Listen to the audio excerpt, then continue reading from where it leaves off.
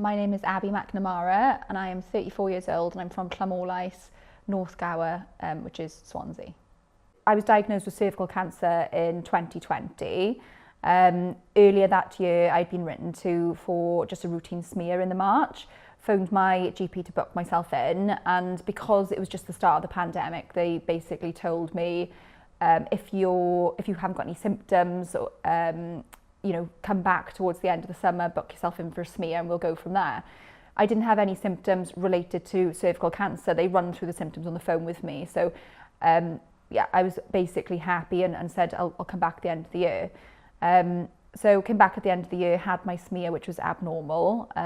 I was like high risk HPV, I think it said on the letter. Brought in then to the clinic, the gynecologist clinic for further sort of routine checks. They proceeded to do a biopsy and then I was diagnosed shortly after that with stage 1A cervical cancer. So very early on, very treatable, very curable. So, all my sort of immediate concerns and worries of hearing that word cancer were quickly sort of put to rest because I'm a sort of like glass half full person. So when I was diagnosed with cancer, I was obviously really shocked in that moment and just worst case scenario thoughts running through my head. But my gynecologist was, very seasoned. He was like middle-aged man and he really reassured me that you've got no need to worry. This is very treatable, very curable. It's very early on. It's, not aggressive. It's slow growing. So all these sort of words that, I needed to hear at that time in that moment. Knowing what I know now, the run up to being diagnosed, there were things that weren't right that I hadn't associated with cancer and weren't sort of normally associated with cervical cancer. So, for example, I was having like night sweats. My sleep was sort of disrupted. I'd gone from like solidly sleeping 8 hours a night to being a bit more like 6 hours and tossing and turning and not really getting a full night's sleep. And night sweats, so I'd wake up and I'd be just soaking wet. And I didn't really know what that was, and it wasn't really a big concern. It didn't happen all the time. Also like fatigue, so I've always been like a really high energetic person, and because it was during the pandemic and during lockdown, me and my boyfriend Nick, we were just walking miles every day. We were doing the whole sort of DIY garden projects like everybody else and growing tomatoes and whatnot, so we were having like really full days.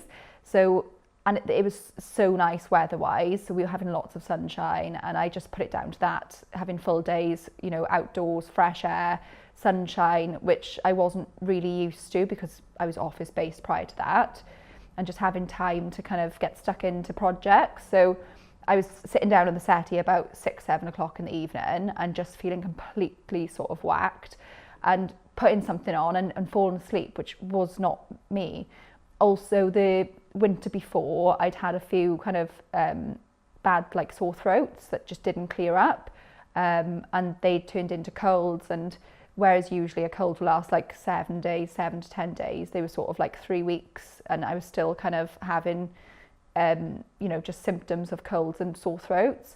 So that was all basically signs looking back that my body wasn't healing and my immune system was suppressed, but I hadn't associated it with something like cancer. So when I had the diagnosis, it was a complete shock and it was completely sort of left field.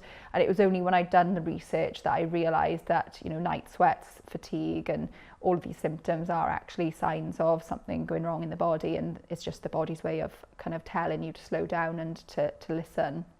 When I was actually diagnosed and told I had cancer, I remember I finished work and I told my boss that I had like an appointment, I'd be back within the hour. But driving there, I remember just having like an instinct that something big was gonna happen, or, it was just like a weird intuition. And I remember feeling really nervous in the waiting room at the gynecologist's office and being called through, and I just knew something wasn't right. Even though I didn't have symptoms and even though, I felt pretty healthy, it was just, I just knew something was off. And he came up straight out. He was like, I remember he said, there's no kind of easy way of saying, but we found cancer. And I just remember, I don't know, it was just like very surreal. It was very like, I felt it in my stomach actually. It was kind of like, just takes the wind out of your sails. And I just remember being a bit stunned and a bit like deer in the headlights moment, just sort of trying to process. And yeah, it was very, very frightening, just because you associate cancer with people who are so sick and with death, and it just is very sort of doom and gloom. And also it's very fear driven because, you know, we don't know enough about cancer, and you see the adverts on telly and things like that, and it is very, you know, it's fearful stuff. So I remember being completely kind of just struck down by fear and just kind of shocked more than anything. But instantly also thinking like, how am I going to tell my family? Just like, how am I going to relay this news? And also just not knowing what the future held, and just a million things kind of rushing through your head. He explained that the best kind of foot forward would be surgery called a radical trachelectomy, which is removal of the cervix and the surrounding lymph nodes. And he then reassured me that it would be a cure because, you know, it was so early on and it was detected so early on and it was all good. But still, I was just completely kind of just taken aback by it all. And I remember like walking out of the office and just like not knowing who to phone and tell first. You know, my mum, my boyfriend, my sisters, and just being like, oh, it's just such a big thing to have to relay to people. Because we were during the pandemic and it was during lockdown, I had the diagnosis in the very early September, and I didn't actually get my surgery date through till mid-November. And at the time, I remember my consultant told me to phone every Tuesday after their MDT meeting, which is a multidisciplinary team meeting, to try and get a surgery date. So it's done on a priority. So all the consultants and different teams get together and they will prioritise people on the list for surgery. But I was told because I had like a slow growing, non-aggressive stage 1A cancer, that I was lower priority on the list, which obviously concerned me because I just wanted to get the surgery and have the cancer removed. But I was told, you know, it shouldn't concern you, it's a really positive thing, you will get the surgery. And, you know, in my 40 odd years of experience, you know, you'll have the surgery and that will be the end of it. And I was told to put faith in him, and I did. I kind of just blindly listened and followed. So every week I phoned and I was like anxiously kind of wanting to get a date. Finally got a date, the 18th of November 2020. Went in for my surgery, and then the surgeon came to see me after surgery and said it was a success. They had clear margins, which mean that when they removed the cancer, it was all kind of normal, healthy tissue surrounding the cancer. So they were really happy with that. So it was the best case scenario. So I went away feeling really glad that I dealt with that, and it was sort of just a door closed and a really sort of dark chapter of my life. And I felt like a sense of relief and just kind of onwards and upwards with recovery.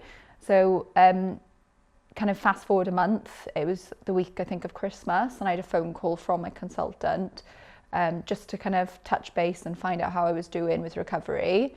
And he kind of dropped a bomb in that conversation and said that cancer had been found in the lymph nodes that they'd removed. And I didn't really know anything medical at that time. I'd been healthy all my life, hardly visited the doctors, so it wasn't something that I knew much of. But I knew it wasn't good. And basically he said that because it had spread into the lymph nodes, that my cancer had gone from a stage 1A to 3C. So overnight, like the diagnosis had like dramatically changed.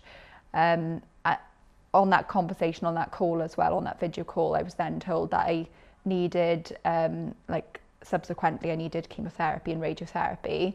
And because it would make me infertile and I didn't have any children, they were going to put me through IVF. So he'd already made phone calls with a consultant, a fertility doctor up in Cardiff and Neath Talbot. So I went ahead with that, and I ended up going through 2 rounds of IVF in the December and January of that year. The first round didn't work. They put me through a second round, so that was all really stressful. And yeah, it was just a bit of a whirlwind, and it was just felt very rushed and just a very stressful time. And then I was due to start treatment, but I decided against chemotherapy at that time, and it was a really hard decision to make because there was no cancer detectable on any scans in my body, and they'd removed all the lymph nodes, and it was only microscopic cancer found in my lymph nodes, and it was found in 2 of 18. So I'd done a lot of kind of sitting and thinking with it all, and I decided that I wasn't going to go ahead with chemo because how toxic it was for the body, and, you know, all the side effects I'd have had with that. So they kept a close eye on me. The second round of fertility treatment worked, so we had embryos frozen and kind of banked to go back to if we needed. And I just carried on with everyday life and tried to make some real health improvements. So looking at nutrition and diet and loads of different therapies and things like that. And kind of just threw myself into yoga, breathwork, meditation, and just really kind of concentrating on myself. It was a year and a half later, I had my first cancer reoccurrence.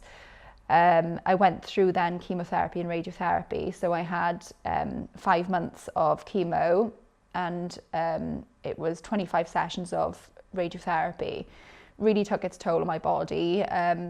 That because I'd gone into that treatment with a really strong foundation of health and kind of being more aware of myself, and I was kind of physically strong. I had really strengthened my mindset as well. I felt I came out of it in a good place as well. It took me probably like a month to bounce back, and I felt really proud of that. And then pretty much a year to the date, I got really sick around Christmas time and felt really ill. I thought I had a sickness bug picked up from one of my nieces and nephews because they were all sort of ill over Christmas, but it just wouldn't shift. And I was really ill, just being sick and just feeling like really lethargic and just not myself, and I couldn't put my finger on it. So I phoned my GP and requested blood work. So I had a load of blood work done through my GP's office. And then it was the 4th of Jan 2020. Yeah, 4th of Jan 2020. I had a phone call from A&E to say I was in kidney failure and to pack a bag and to come down straight away. And when I got there, they run a load of tests and I was like in a serious way. So I ended up in emergency recess for 3 days. They were trying to stabilise me before basically having a surgery to relieve my kidneys. And what had happened, I had a really small nodule, like a lesion of cancer, that had attached to my urethra on the right side, which had caused a backflow of urine, which had stopped my kidneys from functioning. It's called hydronephrosis. And I was like severely sick, but I didn't realise at the time I was that sick. I just thought it was a really bad sickness bug. But yeah, I was pretty much on death's door, the doctors had said at that time, and I was really lucky that I came in when I did. And I remained in hospital pretty much for the whole month. They were trying to stabilise my bloods and my kidneys. During that time, I had like 2 nephrostomies fitted, which were like tubes that came out of my kidneys, out of my back, and wrapped around into like urine bags on my legs. So it was basically manually kind of draining my kidneys and helping them out. One of my kidneys was so severely damaged that it doesn't really work anymore. But the other kidney bounced back really well, thankfully. And then I think it was 2 months later I started treatment. So I had chemo for that then. And then this year, January this year, I had some more cancer found within the soft tissue lining on the left side of like my pelvic area. So I ended up being rushed into hospital and starting chemo the next day. But this round of treatment has been like by far the worst. I had 3 different chemos and 3 immunotherapies for 6 cycles. And it was just brutal. This time round I lost all my hair and everything. The first chemo I didn't. So that was really hard as well, because you like lose your eyelashes, your eyebrows, like your hair, and it kind of takes away from you a bit of your, I don't know, you just don't feel like the same person. When you look in the mirror, it was quite hard. But all that aside, I think it was just such a strong cycle of treatment. I just did not feel myself, like the brain fog, not being able to think straight, not being able to converse properly and use your brain like you did previously. Like that was really big for me. I felt like a shell of, shell of a person. And the side effects were brutal as well. I was like really sick, really weak, losing weight and not being able to put the weight back on, losing muscle and not being able to retain muscle. So it was a huge struggle, but I think I was very fortunate that, again, I've been so into like health and fitness beforehand. It really set a good foundation for me to kind of lean on and come back to. When I had my first reoccurrence, I decided that I needed to really, learn about cancer and how it affects the body, where it comes from, and what I can do to give myself the best fighting chance. Because at that time with that reoccurrence, like the prognosis isn't great. I'm deemed as incurable cancer now, which is obviously a really heavy prognosis for a young, fit and healthy person prior to cancer. So I got every book that I could, watched every documentary I could. I've just kind of thrown myself into research basically, and I think that removes some of the fear associated with cancer. They say knowledge is key and knowledge is power, and it really does sort of equip you with a better sense of fight, a better sense of kind of well-being, and just being able to overcome and to have hope. And I think hope is everything. And typically, when you're dealing with oncologists and doctors, they're very like factual, and they only know what they know in terms of, treatments, conventional treatments, if you like. And anything outside of that isn't really acknowledged. But everything I've learned the last 4 years of being on this cancer roller coaster is that there's a huge platform out there that shouldn't be shunned, and it's just so important. And that's the holistic health world. So I do a myriad of things to keep myself as healthy as possible during treatment, after treatment, every day, basically every single day. And that includes, I do organic cold pressed juicing every day, so a litre of sort of celery juice and carrot juice. Carrot and lime is really nice, and I'll mix it up from time to time, but I'll make sure I get all my cold organic pressed juices, so I'm really nourishing my body and my cells and giving it the best sort of chance from that angle. I drink, filtered, oxygenated, alkaline water, so that's really important because we are water beings, and having really clean water is great for healing. And I'll use loads of alternatives, so instead of sugar I'll use honey, and honey is just absolutely amazing for the human body, and there's so many different types of honeys out there, and I'll take like bee pollen and things like that as well.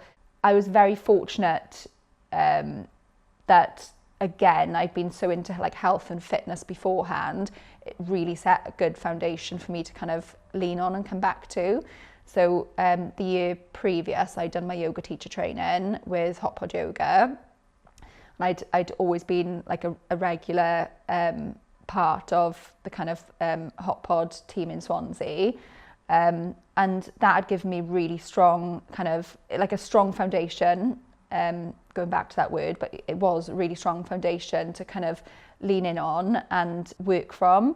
So like the breath work, when I was kind of feeling really overwhelmed in treatment, in chemotherapy or surgeries and things, I'd really kind of hone in on the breath work, and I'd feel a lot better.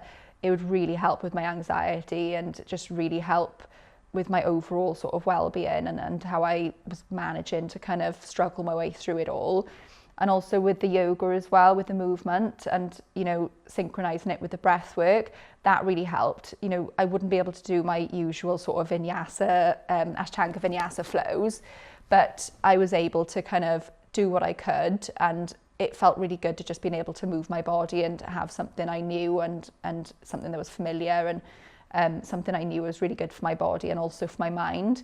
And it got me out of my head a lot when I was feeling really anxious and uptight and kind of worried and kind of fearful.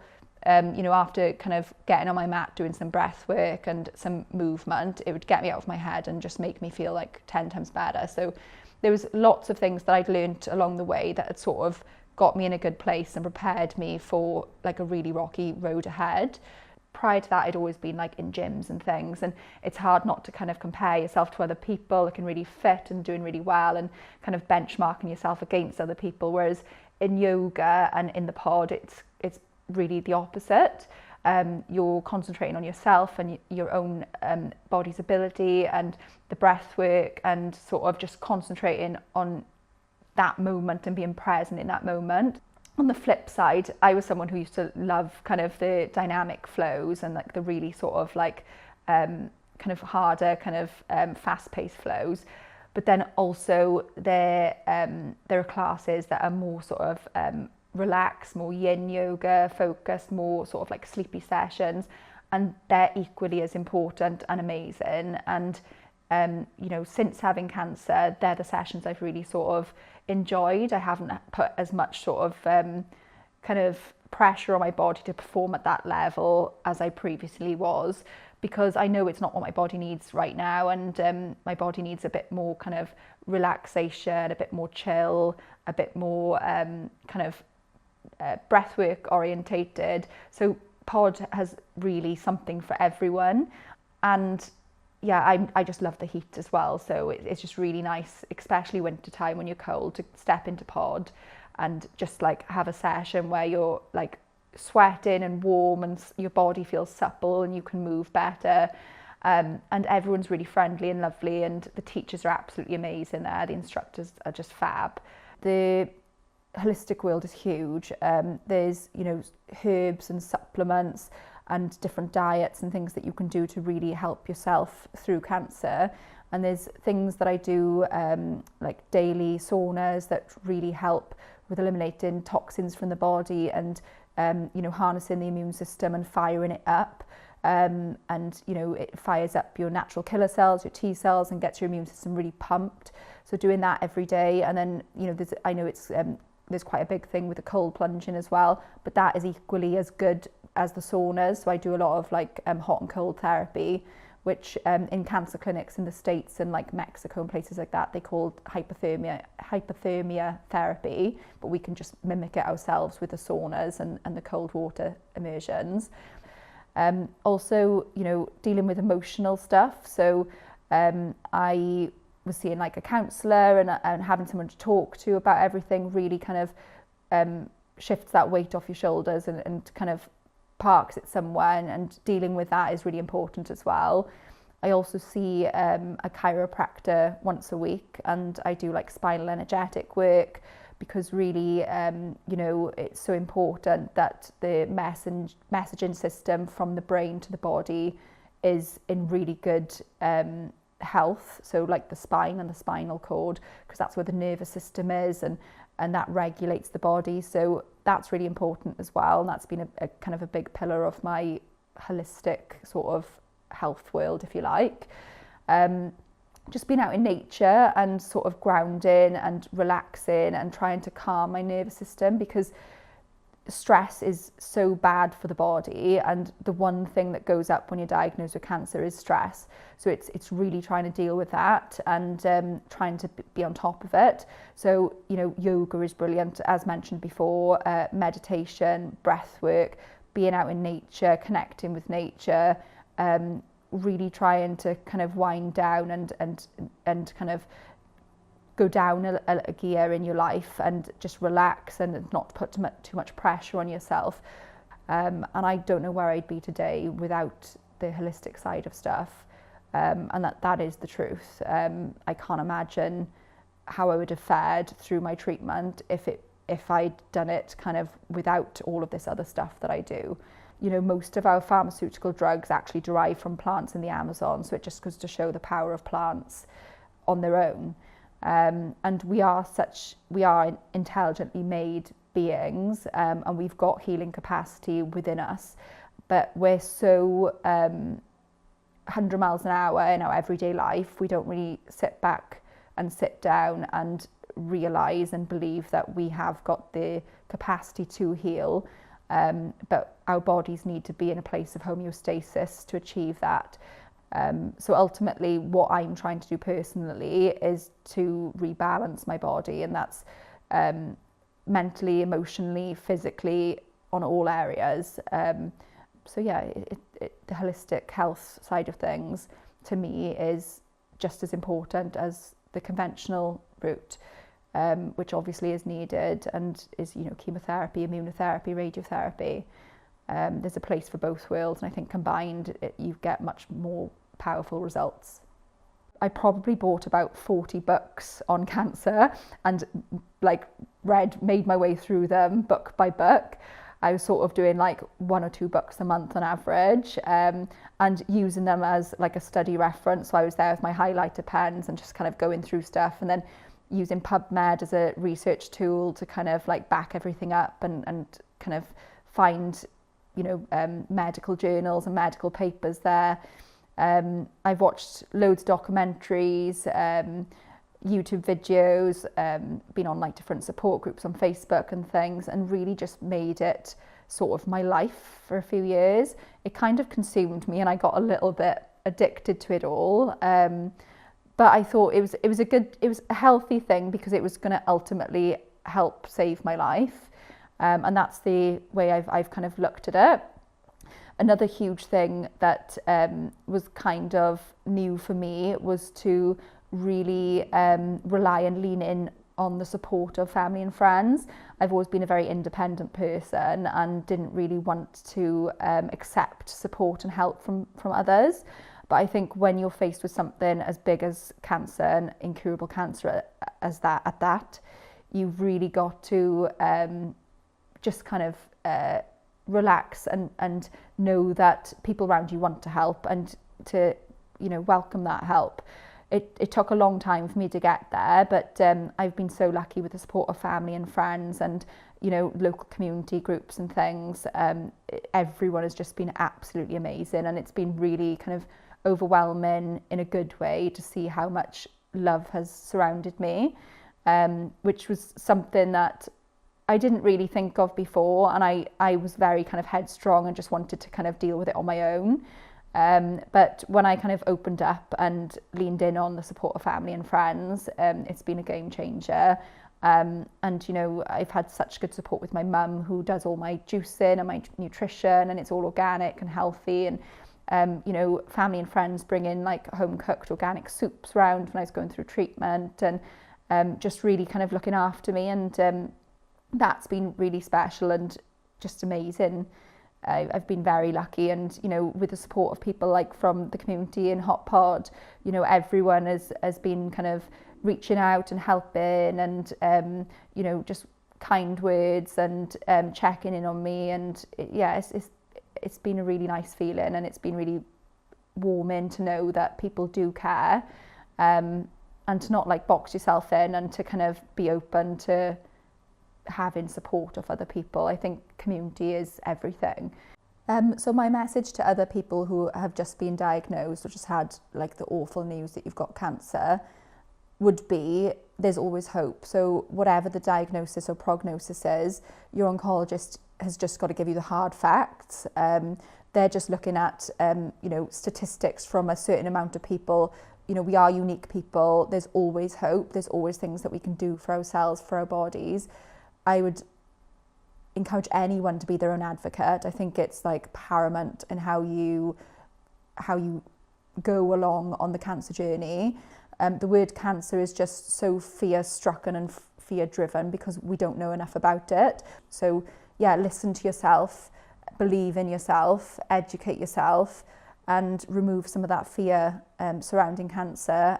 If I could go back and tell myself, you know, in that doctor's office when I was diagnosed, it would be not to lose hope and to take some of the fear away and to educate myself. And I wish I'd done that from day dot. Yeah, there's so much out there. It's pretty amazing.